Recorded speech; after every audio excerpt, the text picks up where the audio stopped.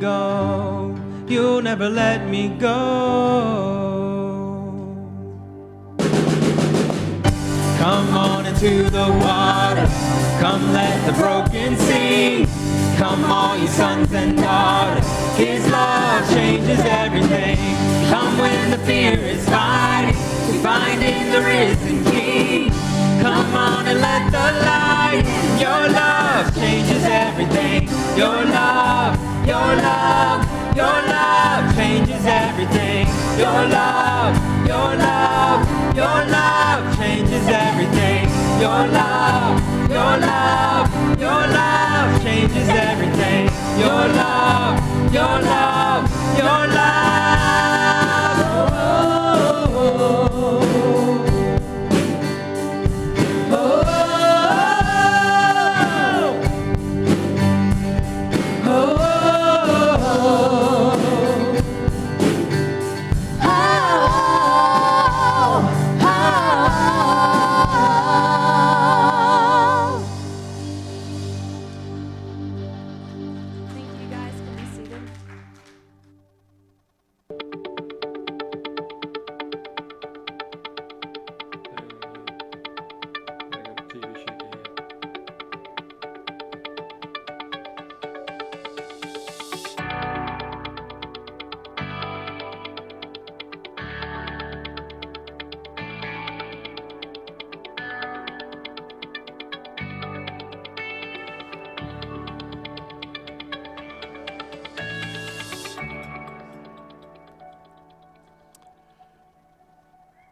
A Tahoma, Washington newspaper carried the story of Tattoo the Basset Hound a while back.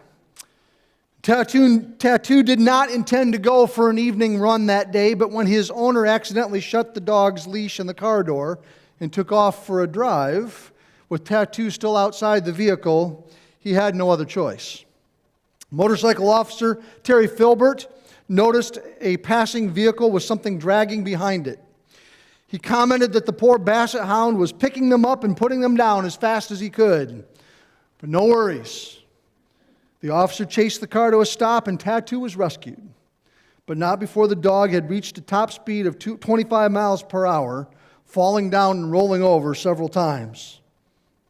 I read that and I thought, you know what? Too many of us are living our lives like Tattoo, right? Just, picking them up and putting them down as fast as we possibly can go.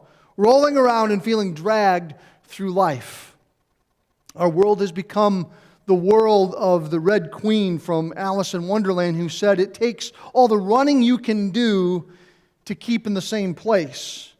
If you want to get somewhere else, you must run at least twice as fast as that. How many of us feel like that? Lots of hands. Let's take a group quiz here to see how many of us are feeling like we're being dragged through life. Complete these statements, okay? I'm ready to throw in the towel. I'm at the end of I'm just a bundle of, my life is falling. I'm at my wits. I've got to get off this treadmill. Apparently, we're all caught up in the rat race. But remember this. He who wins the rat race is still a rat. We need to learn to rest, don't we? We're not very good at that as Americans. We're not really very good at all at stepping back and taking it easy. If all we needed was just physical rest, we could all learn to take a siesta. That's what most of the world does. I've traveled around the world, and about 2 p.m, it gets hot, the hottest part of the day. Everybody just steps back, steps away from their work, and takes about a 45-minute nap or so. Sounds like a good thing to do to me. None of us do that probably. But if we need emotional rest, we take a vacation. But the question is, where do we find rest for our souls? Where do we find rest at the deepest level of our being? The pull towards living at an unsustainable pace is one reason why God created the Sabbath for us. In fact, Jesus said, man was not made for the Sabbath, but Sabbath was made for the man. The Sabbath is actually a gift from God to his hurried people. And when Jesus said the Sabbath was made for man, he was telling us that the Sabbath was made to help us and to be a blessing to us. It's part of God's benefit program for his people. But it's a benefit that we have to opt into. Experiencing the full benefit of the Sabbath requires full participation. Everybody likes benefits, right? I mean, we look for jobs with good employee benefits like health insurance and retirement and vacation time. Ann just took a job, and the value of her benefits package is nearly equal to that of her take-home pay. You know, a benefit package is often the determining factor in whether or not we actually take the job. Sometimes, though, people don't take full advantage of their employee benefit packages. And likewise, many Christians refuse the benefits of the Sabbath. God has given us a day of rest, a day in which we get to reflect and remember the goodness of our Creator. We get to spend time in personal and corporate worship in response to His goodness towards us. We get to enjoy rich fellowship and the rewards of serving others. And that's just scratching the surface of the many benefits of a day of rest. A researcher from the London School of Business and Finance says that more and more people today suffer from what he calls hurry sickness. It's a compulsive need to do more and more and more and go faster and faster and faster. And there's no reason for us, even when there's no reason for us, to be in such a rush. You ever been in a rush when you really didn't need to be? Here are some clear symptoms of what he calls hurry sickness. If you have hurry sickness, you'll have this nagging sense that there's just not enough time. In the 1960s, a group of futurists told Congress that by 1985, get this, due to the advances in technology and efficiency, people would work 22 hours a week for 27 weeks of year and take the rest of the year off. They actually predicted that the biggest problem that society would have would be too much spare time. Anybody here feel like you just got too much time on your hands? Not very many of us, that's for sure. You know, most of us feel like there's just never enough time. So we go faster and faster, squeezing as much as possible into each and every day. I will never forget my first introduction to the microwave oven. I was 12 years old. They were like unaffordable at that time, but some family in our church, when I was growing up, had one, and I was at an event that they were doing at their house, and they asked me if I wanted a hot ham sandwich. I said, sure. So they made me this sandwich. I watched them make it. They put it in this little box and pressed a button, and like almost instantaneously, right? Like within less than a minute, out came this popping hot sandwich with melted cheese, ooey gooey, and it was just, whoa, it was wonderful. It was great. And I was amazed, right? It was just incredible that I was like, what is this box? And it was like years later before my parents could actually afford one. So, but it was like magic, and it was amazing. But things have really changed since that time, because there was an article written that was based on a study that showed that people using microwave ovens today start looking for something else to do if the food takes longer than 30 seconds to heat up. That's crazy. 30 seconds used to feel like an instant, and now it feels like an eternity. And you know, I'm finding that I'm almost always in a hurry. When I get in the car to go on vacation, you know, I'm rushing to get out the door, and I'm like in go mode, right? I am like pushing the speed limit all the way. Okay, I'm breaking the speed limit all the way to Michigan. There was a cop in the first service. I couldn't say that. But I was breaking the speed limit all the way to Michigan. It's like I'm in this race to get to Michigan. And the truth is, nobody else wants to go to Michigan, but I feel like I'm racing them to get there. And when I pass somebody, I mean, that feels like a real accomplishment. I'm going, yes! And I look over at Ann and she's rolling her eyes going, we're on vacation, dude. Lighten up, right? Here's the thing about hurry. Hurry isn't saving us any time. I mean, it's not like we're accruing seconds to spend later. Hurry just stresses us out and makes us irritated, impatient, and it reinforces the feeling that there's never enough time. So if you feel like you never have enough time, you might be experiencing hurry sickness. A second symptom of hurry sickness is a lack of meaning or joy in our lives.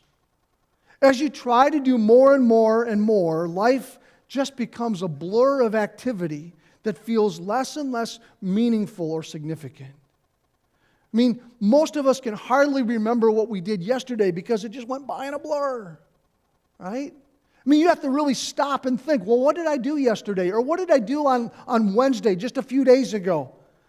I mean, we're not even sure. We're running around and we're moving so fast, going from this thing to that thing to the other thing, that we're not even sure which way we're going or why. Economist Jeremy Rifkin, in his book Time Wars, says, despite our alleged efficiency, we seem to have less time for ourselves and far less time for each other. We have quickened the pace of life only to become less patient. We have become more organized but less spontaneous, less joyful. We are better prepared to act on the future but less able to enjoy the present and reflect on the past. Nails it, doesn't he? And he goes on to say, today we have surrounded ourselves with time-saving technology only to be overwhelmed by the plans that cannot be carried out, appointments that cannot be honored, schedules that cannot be fulfilled, and deadlines that cannot be met.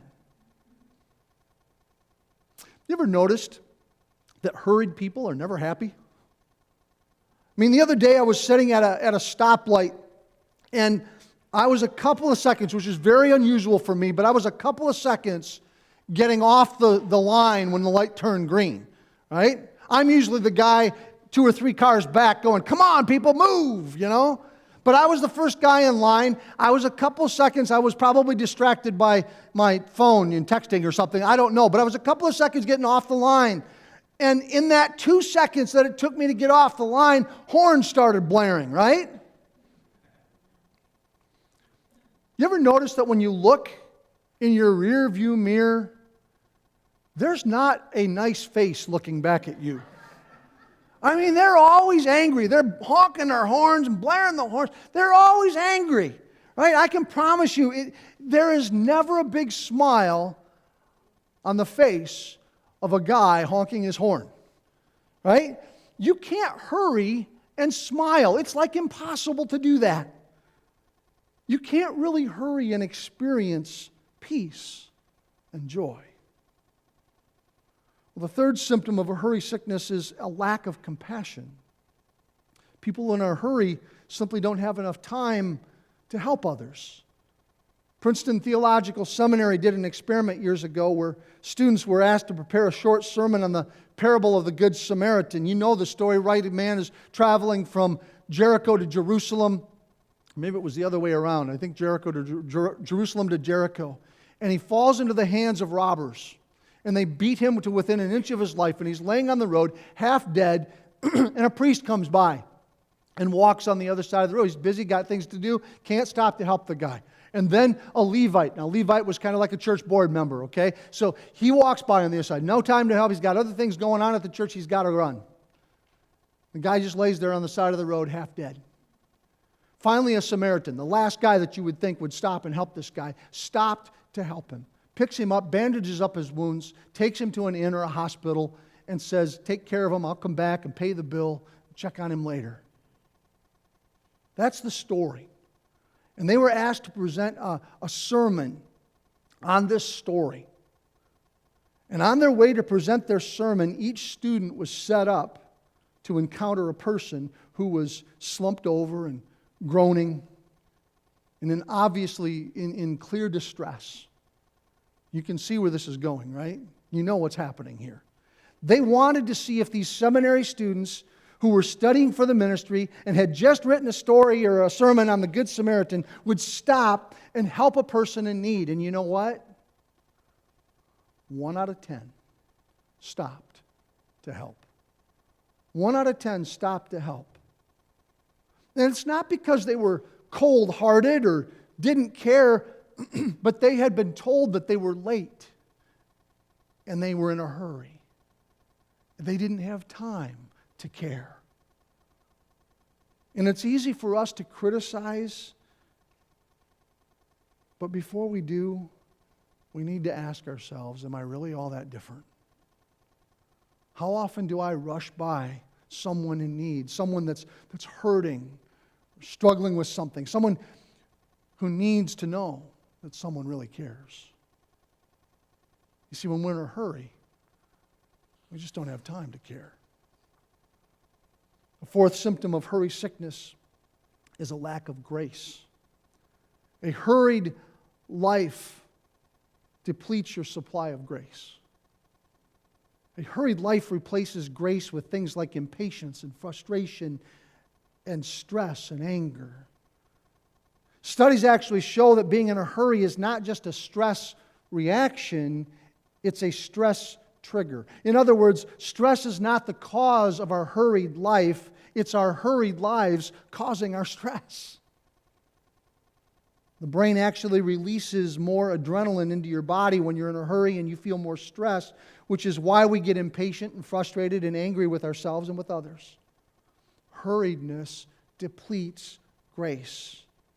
It's why when we're in a hurry, so many bad things come out of us, like certain gestures, and I'm not talking this, right? Certain words, certain attitudes. It's because we lack grace, because hurry depletes our grace. So if you're suffering from hurry sickness, what do you need to do to recover? How do you slow down and learn to enjoy life? Well, you can't hurry up and slow down, right? That's like counterproductive. That's kind of like worrying about how much you worry. It doesn't help. But Jesus said this, "Come to me, all you who are weary and burdened, and I will give you rest. Take my yoke upon you and learn from me, for I am gentle and humble in heart, and you will find rest for your souls. For my yoke is easy and my burden is light." In this verse is an invitation to rest. And it also includes a treatment plan to help us recover from hurry sickness. Jesus is saying, don't try this alone. Come to me. Take my yoke upon you. A yoke harnessed 2 oxen together so that they could plow the field.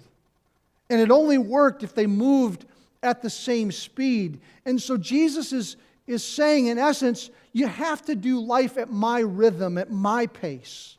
Not slower, not faster, just in step with me. One of the coolest things about Jesus is that he was never in a hurry. I mean, I've read the Gospels many times through, and it's remarkable, but as much as Jesus had to do, he was never in a hurry. He was busy. There were always things to do, people to see, places to go, people that wanted his attention. There were always demands on his time. People came to him with urgent requests. But he was never hurried or harried.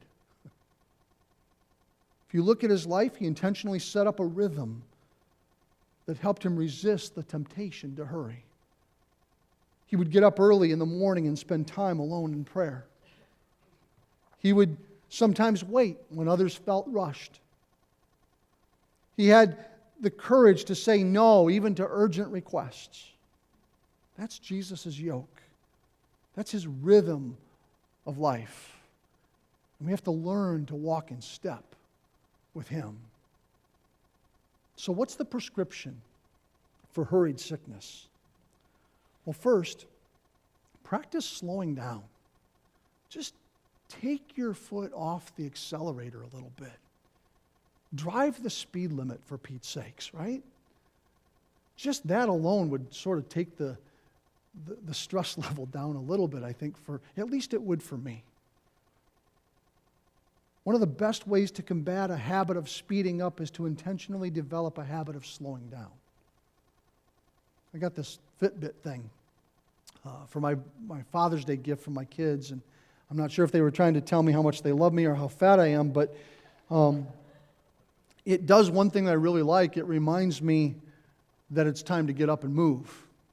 About every hour, at some point during the hour, it'll buzz a little bit and remind me that I'll look down and it'll say, time to take some steps, and time to take 25 more steps or 50 more steps or whatever. And the goal is to get 250 steps a minute or an hour in because, it's important to move, right?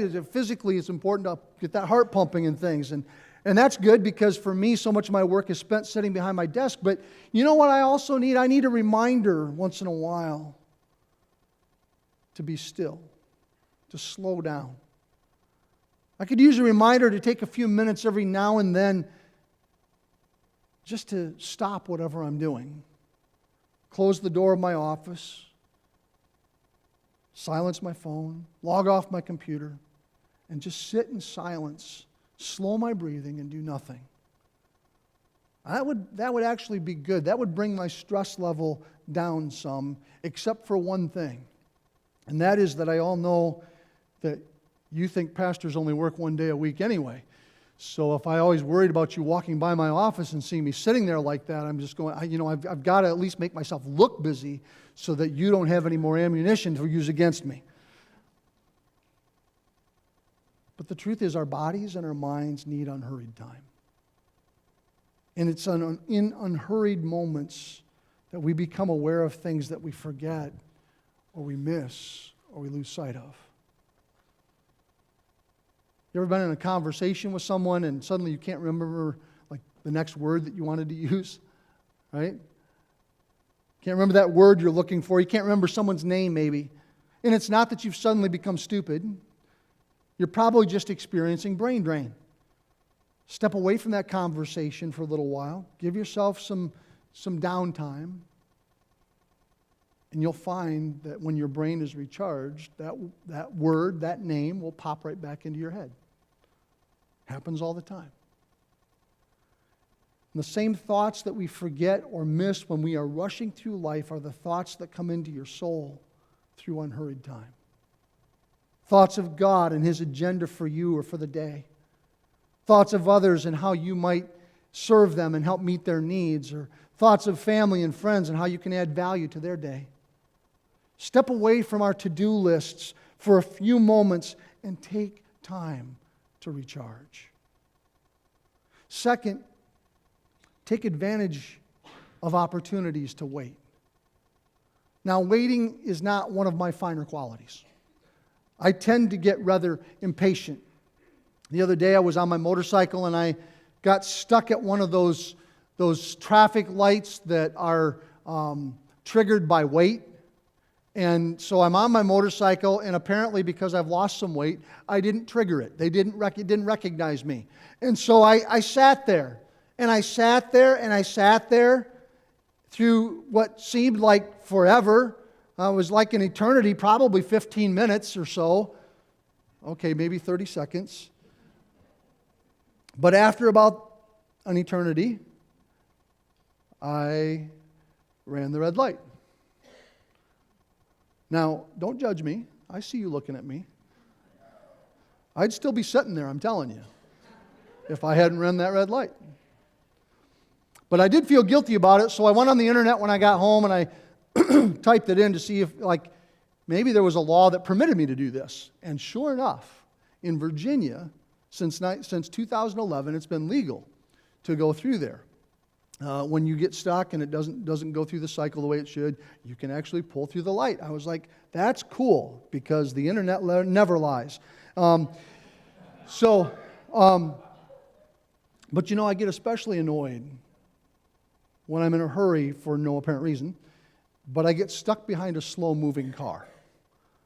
Some guy that's not even driving the speed limit. And I'll start, saying things and yelling at the guy even though he can't hear me. My wife's the only one that can hear me because she's sitting next to me, and she says, well, maybe God is trying to slow you down so you can appreciate some quality time with me. Shut up. No, really? You're going to play the God card? I'm a pastor, right? But I think maybe she has a point. And I love how the prophet Jeremiah puts it. He says, "The Lord is good to those who wait for Him." Think about that. The Lord is good to those who wait. God has good things in store for you when you wait on Him. When you take advantage of opportunities to focus your thoughts on Him. And every time you get stopped at a traffic light or stuck behind a slow car, it can slow your mind enough to spend that time in prayer, to focus on Him a little. Anybody need something good from the Lord today? Huh? Yeah. Slow down. He's got good things in store for those who wait on Him. Third thing you need to do is schedule some time alone. Schedule some alone time. When our family goes on vacation, we all go on vacation. You know, we live so far from our most of the rest of my family that we try to spend at least several days together at our cabin in Michigan with everyone. And I mean everyone. My parents, my kids, their spouses, or significant others, my sister and her family, and pets, and everything. We're all there. Everybody comes. And this year there were like 18 of us that were staying up on vacation. And quite honestly, about 2 hours into that, I need some alone time. Because I can only take so much of my family. It's true. It's true. I find myself sneaking away to be alone. And solitude is hard to come by when you're on vacation with 18 people. The truth is, it's not real easy to come by anyway because we live on a planet with 7.5 billion people, right? It's not easy for us to get away. But we all need time alone. I know this is complicated with family and work, but solitude is a spiritual discipline. And every follower of Christ should spend at least one day a year in solitude. Schedule a day to be alone. Not just because you need to get away from your family or away from other people, but because it's in solitude that we get rid of distractions so that we can actually begin to focus on what's really going on deep down inside. Solitude allows us to go deep with God so He can restore our souls. Number 4, learn to say no. Learn to say no. Some of you are already experts at this, but as it turns out, this can be a real challenge for some people who are yes people.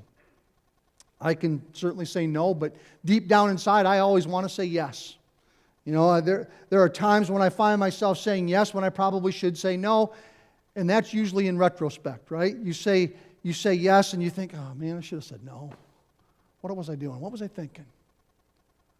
I had an opportunity to go to the tech game yesterday, but I really wanted to go. I wanted to say yes, but I knew I should say no because it'd been a busy week, and saying yes would mean another full day and a busy day, and we wouldn't get home till late. And I asked Ann about it, and she said, you know what, I was looking forward to a low-key Saturday.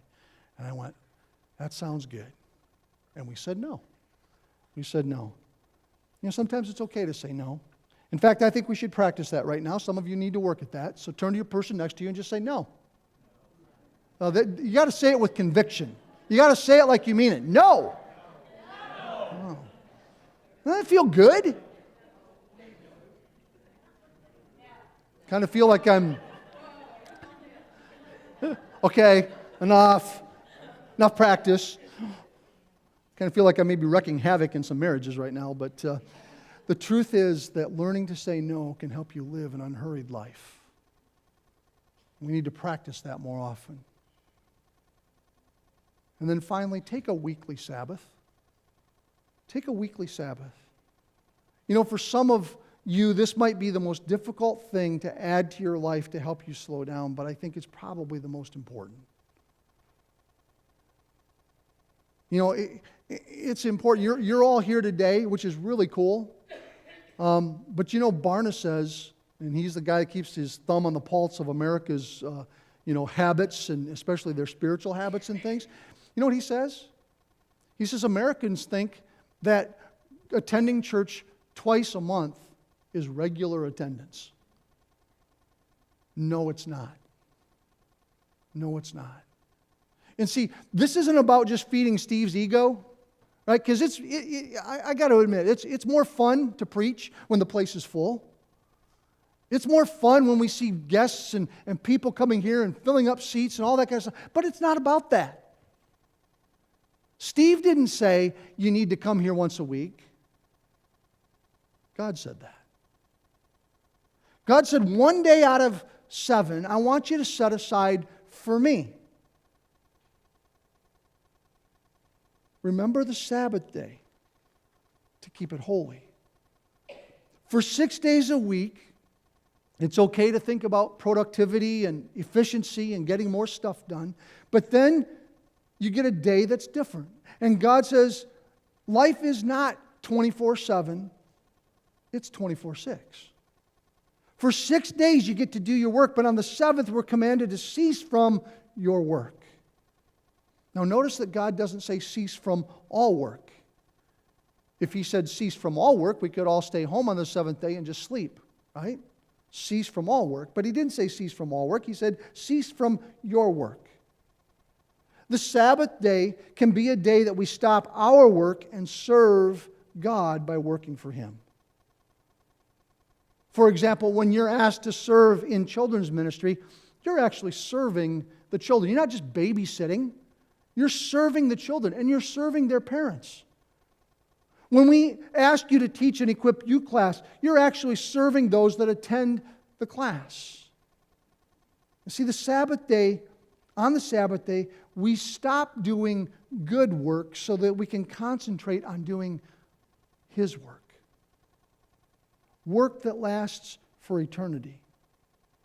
And when we're tempted to violate the Sabbath, to stay home and do some work around the house, we need to remember that whatever it is that we stayed home to do, that's not going to last. That's work that doesn't last. The lawn's going to need to be mowed next week too. The leaves will have to be raked again. The deck will have to be stained again. But the work you do for the Lord is an investment in eternity. Now, there are lots of ways that we can honor God and serve others on this day. Maybe it's a day that you don't check your email or you don't respond to work calls. Or maybe it's a day that you spend with your family. Maybe it's a day that you spend alone in solitude, letting God speak into your life. Maybe it's a day spent reading a good Christian book or reading Scripture or in prayer.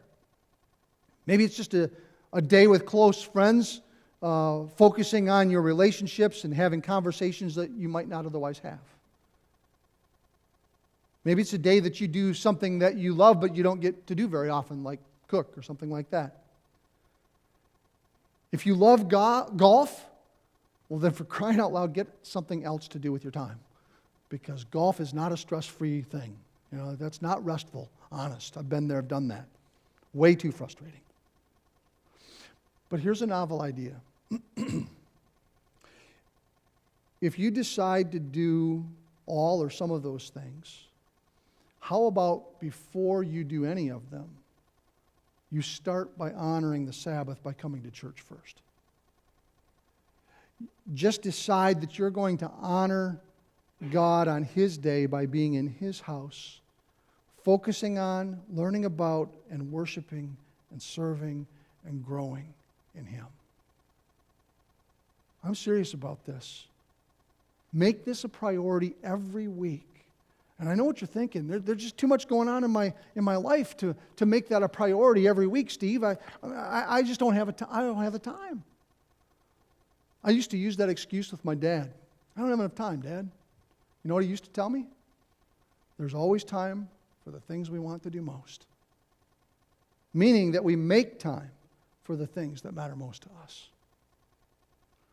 Listen, folks, God doesn't call you to a life that you don't have time for.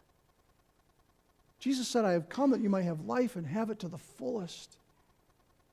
And we're busy, our schedules are full, but our souls are empty because we're not taking time to spend with Him, to be refreshed and renewed like we should. God doesn't call you to a life that you don't have time for. So if you don't have enough time, then maybe it's time to change some things in your life. Something in your agenda has to change because your life is too important for something not to change. This room is filled with people who are going through some very stressful and tough situations right now. I look around the room and go, yeah, man, their life is stressed out. You and I would be too if we went through what they're going through. They could maybe justify not being here. There's a fairly substantial amount of chaos going on in their lives, but guess what? They're here today. There's a lot to do, a lot to manage, a lot to deal with, but they're here. Why? Because being here in the midst of all that chaos gives us a sense of peace. Reminds us that God is still in control. The temptation is to hurry and worry and stress out, but God has given a day of rest for the stressed. I know this will sound strange, but add a Sabbath day to your busy schedules and you will feel less hurried and more at peace. Because it's just like giving the tithe to God. He stretches what's left to make it more than it was to begin with. And when we give one day out of 7 to God, and we set it aside for Him, He'll take the 6 other days in your week, and He'll stretch that time and make you more productive with that time than you would have been with 7. I know it sounds crazy, but it's true. It's God's way of doing life. And your life is too meaningful to always be in a rush. Your family is too important for you to always be stressed out. Your challenges are too great not to walk through life in step with Jesus. So come to Him, all you who are weary and burdened, and you will find rest for your souls. Let's pray.